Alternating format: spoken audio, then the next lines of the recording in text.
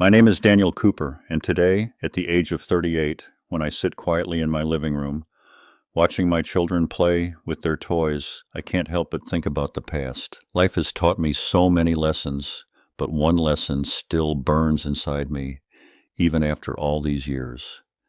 It is the story of how my closest friend, the one I trusted more than my own brother, turned into my worst enemy.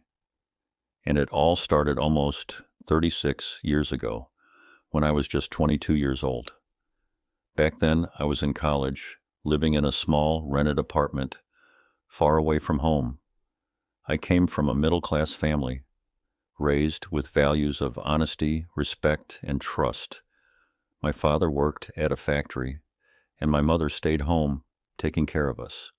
Money was always tight, but my parents taught me never to complain, never to beg, and always to keep my head high no matter what. I was determined to finish my degree, to work hard, and to create a life better than what my parents had struggled through. It was in those days that I met Michael Harris. He was my classmate, but more than that, he was everything I wished to see in a best friend. Michael was confident, charming, and full of life. He came from a relatively well-off family. His father ran a successful construction business in the city. Despite his privileged background, Michael was humble, approachable, and had this energy about him that attracted people. He and I clicked almost instantly. Our friendship began with small things, sharing notes after class, studying together before exams, or grabbing coffee late at night when we were too tired to focus. Michael had a way of making even the most boring moments fun. He cracked jokes, lifted people's moods, and made me feel like I truly belonged. Coming from a background where I often felt less compared to others, Michael treated me like an equal, and that mattered more than words could describe. I still remember the first time he came over to my tiny apartment. He looked around at the cracked walls, the dim light, and the secondhand furniture, and instead of judging me like most people did, he smiled and said, "Dan, this place has character. It's you, honest and real." That sentence stuck with me. Nobody had ever said something like that before. From that day onward, Michael became more than a friend. He became family. We spent years like brothers, eating together, laughing together, and sharing secrets that we never told anyone else. I told him about my family's struggles, how my father worked double shifts just to put food on the table. Michael, in return, opened up about how suffocating it felt to live under the shadow of his father's expectations. Despite the differences in our lives, we found comfort in each other. It felt like we balanced each other perfectly. I gave him a sense of grounding, and he gave me a taste of freedom. Then came the turning point. During our final year of college, Michael's father's business faced a crisis. A failed project and heavy debts shook their family. For the first time, Michael wasn't the confident, easygoing guy I knew. He was worried, restless, and often distracted. One night, while we sat on the old bench outside our dorm, he confessed to me, "Dan, everything my father built, it's collapsing. I don't know what's going to happen to us." I remember placing my hand on his shoulder and telling him, "We'll figure it out. You're not alone." And I meant it. I didn't care if Michael's family lost everything. To me, he was my brother, and I wasn't going to let him go through it alone. It was around that time that we started dreaming of building something together. A small business, maybe a cafe or a shop, something that could help us stand on our own feet. I didn't have money, but I had ideas, and Michael had connections. Together, we thought we could conquer the world. Looking back now, I realized that this was the seed of everything that followed. The good times, the laughter, and eventually the betrayal that left scars I still carry. At 22, I never imagined that money, the very thing we wanted to earn for survival, would one day destroy the friendship I valued more than anything. But life has a way of teaching us the harshest lessons when we least expect them. And my lesson began the day we decided to take that dream of ours and turn it into reality. That winter, Michael and I started planning seriously. We were young, ambitious, and maybe a little reckless, but in those days, dreams felt more powerful than reality. Michael suggested we start a small cafe near the college, a place where students could hang out, drink coffee, and feel at home. It sounded perfect, and I threw myself into the idea with all my energy. But there was one problem. I had no money to invest.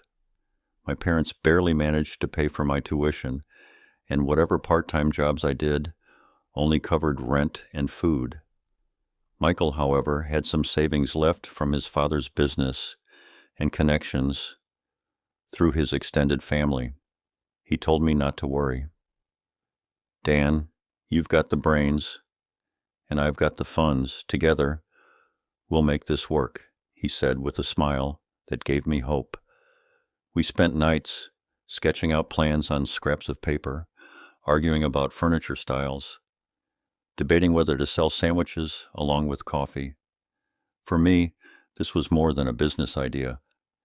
It was a bond, a promise that our friendship was unshakable. I trusted him blindly because at 22, loyalty meant everything to me. Within a few months, the cafe opened.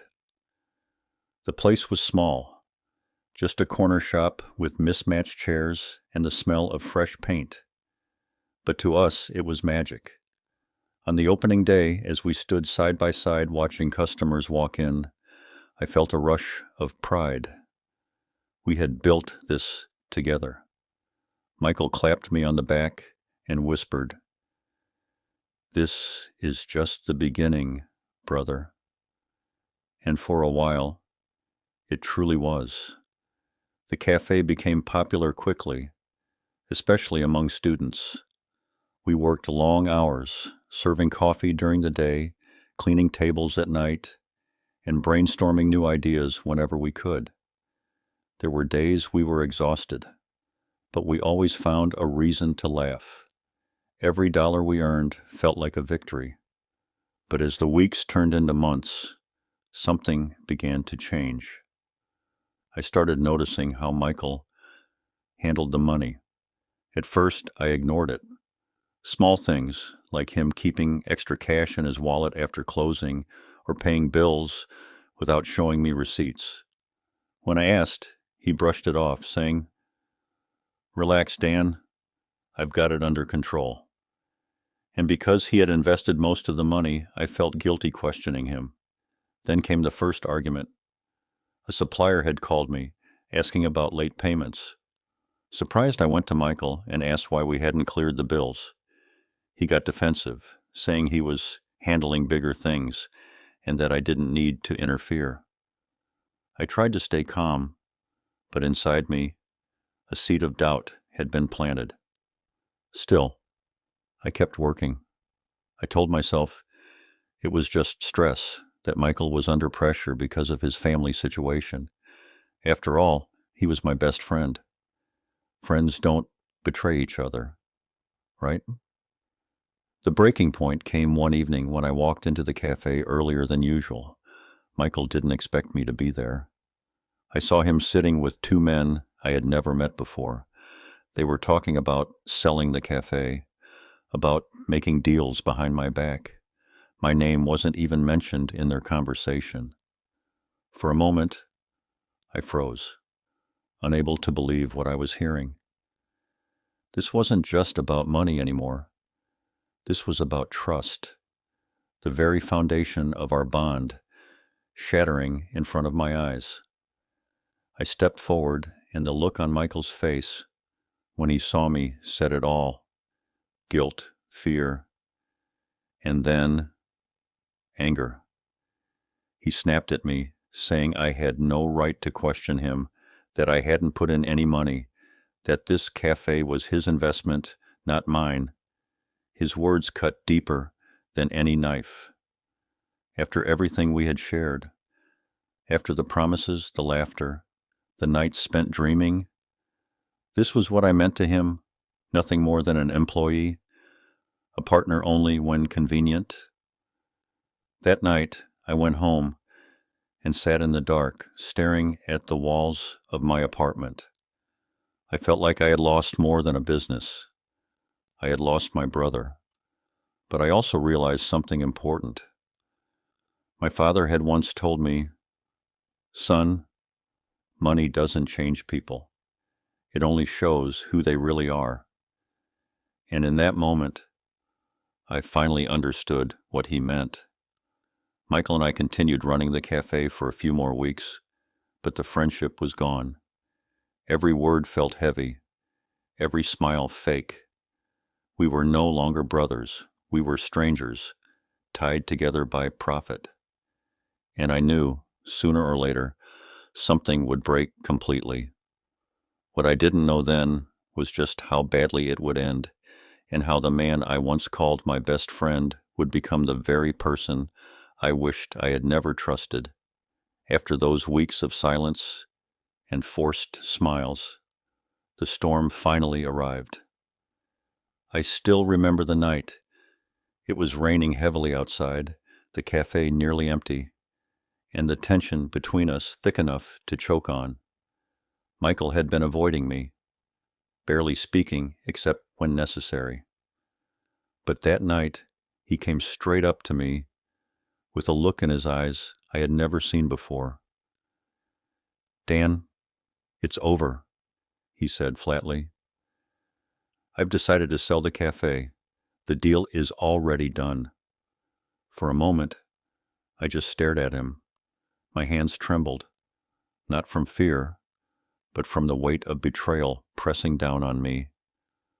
"What do you mean it's over? We built this together," I protested, my voice cracking. Michael scoffed, leaning back as if I were nothing but an inconvenience. "No, I built this. You just helped out. You didn't put in a cent, remember? This is my business, not yours." His words felt like fire burning through my chest. Every night we spent dreaming, every laugh, every promise, it all collapsed in a single moment. I wanted to yell, to punch something, to make him feel the pain I was drowning in, but instead I stood still, rain dripping from my jacket, my heart breaking in silence. I walked out that night without another word.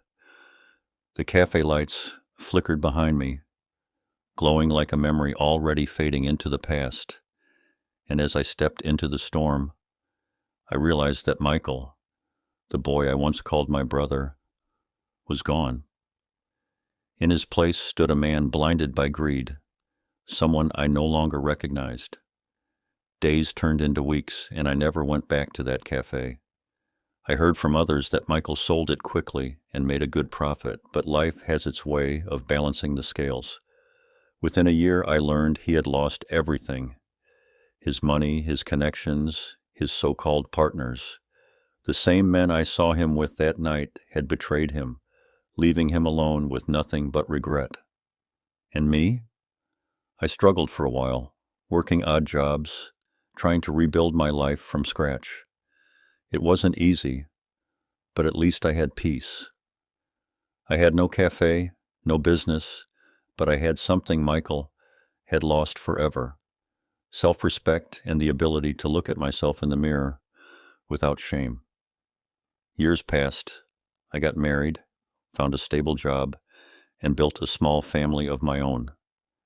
But sometimes, late at night, when the world was quiet, I would think of him, of us, of what we used to be before greed poisoned everything. I wondered if he ever thought of me too, if he ever regretted the choices he made. And that brings me back to why I'm telling you this story now. I'm 38 years old, sitting here tonight with a cup of coffee in my hand, speaking these words not out of anger anymore, but out of reflection. Because the truth is, betrayal doesn't just end a friendship. It changes you forever. It teaches you who you can trust, and more importantly, who you can't. If you're listening to me right now, I want you to remember this. Choose your partners carefully. Money can build dreams, but it can also destroy them if the foundation isn't trust. I learned that the hard way. Michael and we never spoke again. Maybe one day our paths will cross, maybe not. But the boy I once called my brother is long gone, buried under the ashes of greed and pride. And I carry the scars, but I also carry the lesson. So if you've ever been betrayed, if you've ever watched someone you love turn into a stranger, know this: you are not alone. And though it hurts, though it feels like the end, one day you'll realize it was the beginning of a stronger, wiser you. And before I end this story, I just want to say, if my words touched you, don't forget to like this video, subscribe to the channel, and tell me in the comments where you're watching from. Your support means more than you know, and who knows, maybe your story is the next one I'll tell.